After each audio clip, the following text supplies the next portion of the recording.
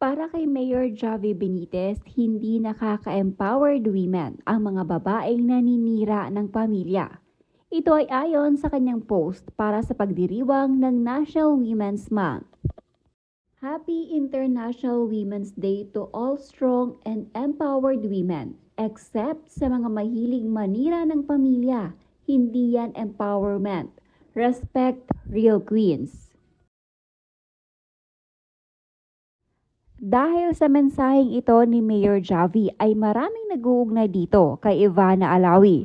Hindi naman lingid sa ating kaalaman na naging usap-usapan noon si Ivana Alawi at ang ama ni Mayor Javi na si Albe Benitez. Matapos mamataan ng ilang beses ang dalawa na magkasama sa airport. Paliwanag noon ng ama ni Javi ay nagkataon lamang umano na nagkakasabay sila ni Ivana na hindi naman sinang-ayunan ng publiko.